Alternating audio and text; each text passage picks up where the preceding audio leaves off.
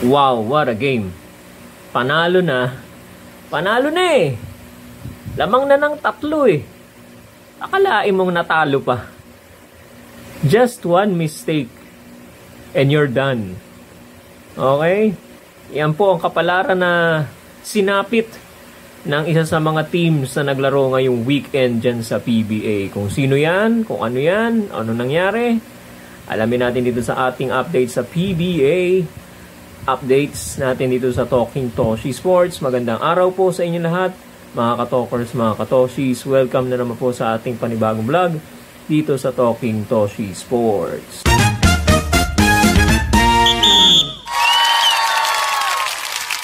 Okay, bigyan ko po kayo ng updates muli dito sa mga laro na nangyari ngayong weekend na ito o ngayong linggo, ngayong weekend na to.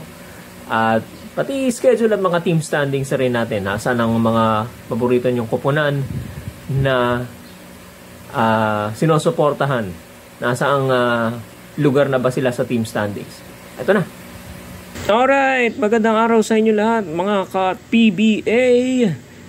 Tunghayan na natin ang ating mga updates. Ako, ang dami nangyari ngayong linggong ito, ngayong weekend, tsaka ngayong nung nakaraang Biyernes. Alright, sige, balitaan na tayo, mga kababayan. Unahin natin itong mga laro ng Biyernes.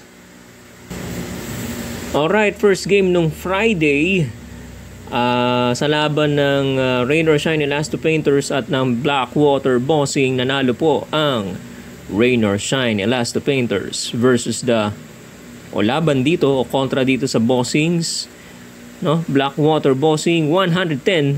10 po ang lamang nila over the Blackwater Bossing. Best player of the game si Keith Datu with 20 points, 8 rebounds and 2 blocks. 2 block shots. Alright. Second game naman po natin ng tropang 5G. Tinalo naman ang Titan Ultra Giant Risers 130, laki, taas ng score 130-92. Ilan to? 28 ba to? 39 38? Oo nga no, 38 ba?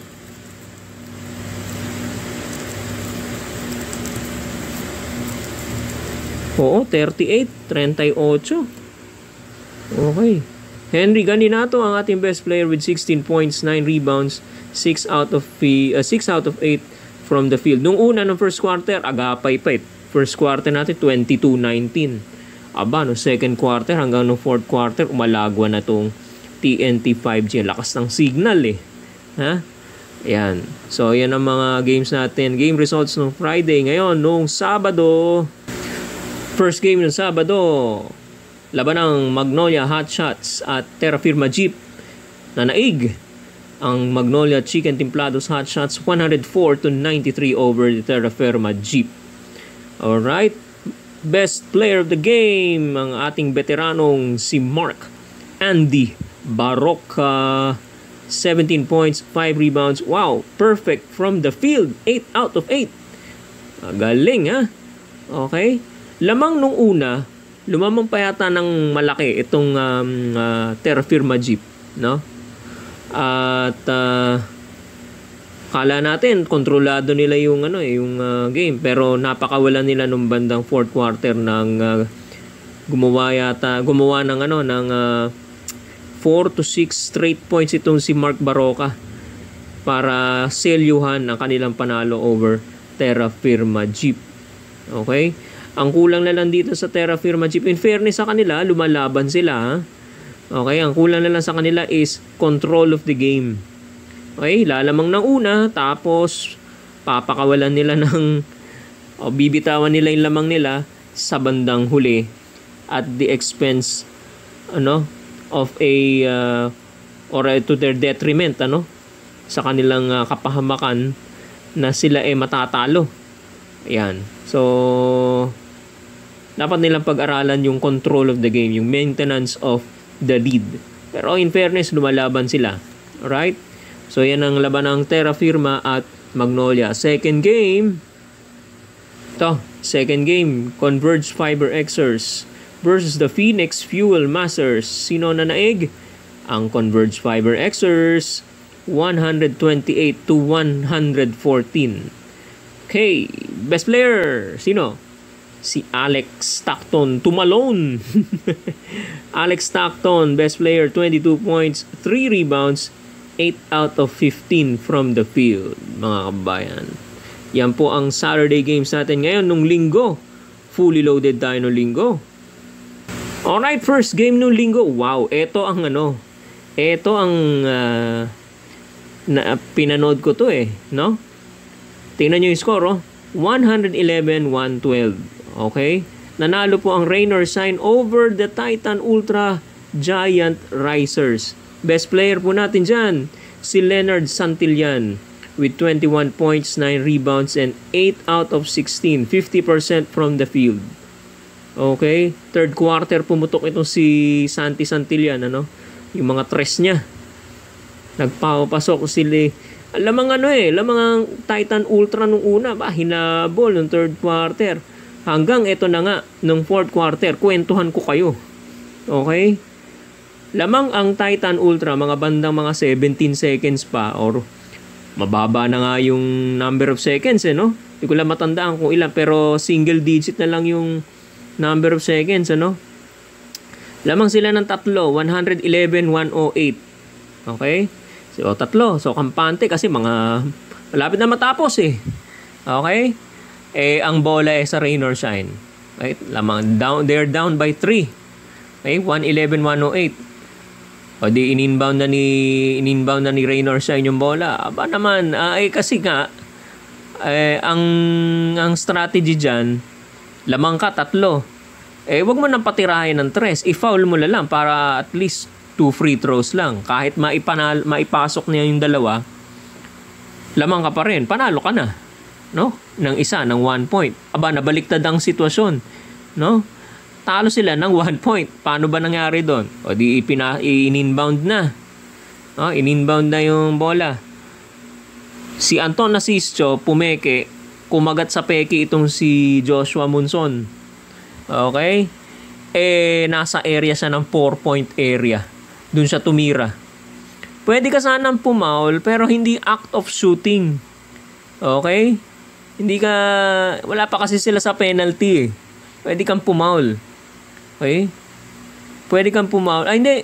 Nasa penalty na sila. Kaya pala strategy nila. Sorry. I stand corrected. Pwede na silang pumaul kasi nasa penalty sila. Strategy nga pa nila is 2 free throws. Okay? Act of shooting. Okay? Pero wag naman yung nasa 4 ka or nasa 3. Okay? Alright? So, ano yan? Kung act of shooting na nasa 4-point area ka, hindi bali sana kung halimbawa hindi act of shooting as penalty ka lang, 2 free throws lang yon. Okay? Pero kung kasi nanenegate na yun tumira ka sa labas o hindi naman outside ng 2 points.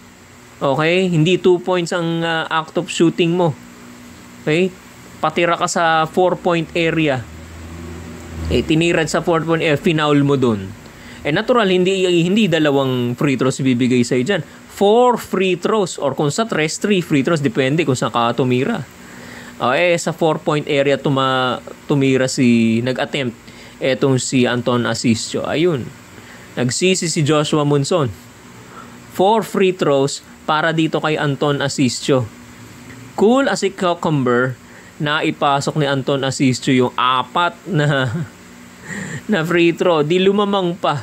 Naging 112-111. Kaya yan ang final score natin. Nabaliktad. Imbis na sila ang panalo ng kung maipasok man nila yung 2 free throws, kung 111 to 110 na sana, nabaliktad pa ang kapalaran.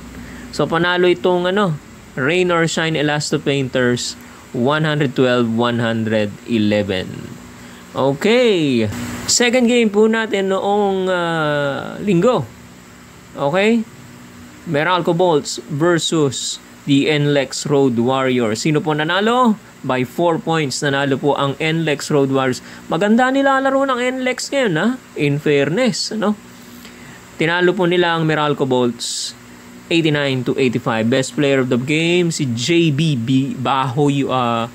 Bayo. Okay, JB Bayo with 16 points, 7 rebounds, and 2 assists. Alright, congratulations NLEX Road Warriors. Dito naman tayo sa Dubai, UAE, labanang Virgin.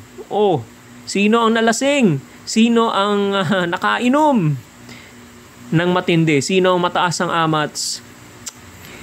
Nanalo po ang Beermen kontra dito sa Gin Kings. 83-81. San Miguel Beermen won over the Barangay Ginebra San Miguel Gin Kings by 2 points. 83-81. Close din tong game na to, ha. Close fight kasi lumamang din ng Ginebra, no? Labanan ng Ratchada to. Lamang na una ang San Miguel, nabol. Second quarter, third quarter, lumamang pa ang Ginebra, hinabol ulit ng San Miguel. Towards the end, San Miguel lang nanalo by only 2 points. Best player, ang ating 9-time MVP awardee, si Junmar the Kraken Fajardo with 17 points, 16 rebounds, 5 assists, 4 block shots. A double-double para kay JMF 15. Alright. Dahil dyan sa mga laro na yan, ano ang resulta niya mga yan sa ating team standings or team standings tayo? Uy, medyo nagkaroon na ngayon ng pag-akyat at pagbaba. Okay, tingnan ngayon natin to.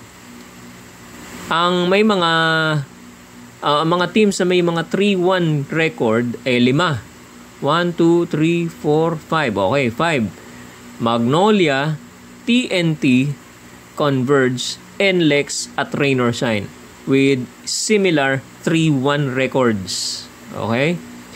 Samantalang itong Meralco 3-3 dahil natalo sila sa NLEX nung linggo, no? Okay, tapos itong San Miguel umakyat 2-2. Okay? Bumaba itong Blackwater, Terra Firma, Phoenix, ito yung mga natalo sa itong weekend eh. Okay? Ginebra at itong Titan Ultra. Okay? So yung San Miguel medyo nakaalagwa na doon sa bandang baba. Nasa gitna na sila ngayon. Okay? So ayan, ano? Yan ang itsura ng ating team standings as of October 27. Kunin na ang mga papel at ballpen. Ilista na ang mga schedule po natin for next week. October 29. Lahat po ito sa Inares Antipolo, ha? Hindi po sa Montalban. Inares Antipolo. October 29, yan po ay sa Miyerkules. First game po natin, Blackwater Bossing versus the NLEX Road Warriors. Pangalawang laro, TNT Tropang 5G versus the Meralco Bolts. Okay, and then sa Biyernes. First game natin, Rain or Shine Elasto Painters versus the Terra Firma Jeep. At ang second game natin, Magnolia Chicken Templados Hot Shots versus the Phoenix Fuel Masters. At sa November 2, sa linggo, first game natin, eto, medyo titingnan natin. Masusubukan itong Converge kung ang kanilang lineup, kasama itong si Juan Gomez Diliano, uubra dito sa lineup ng San Miguel Beermen na defending champions.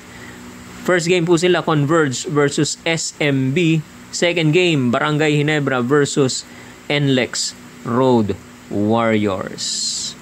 Alright, hanggang dito na lamang po mga kababayan ang ating updates dito sa ating tinututukang Philippine Basketball Association at 50 sa kanilang Philippine Cup.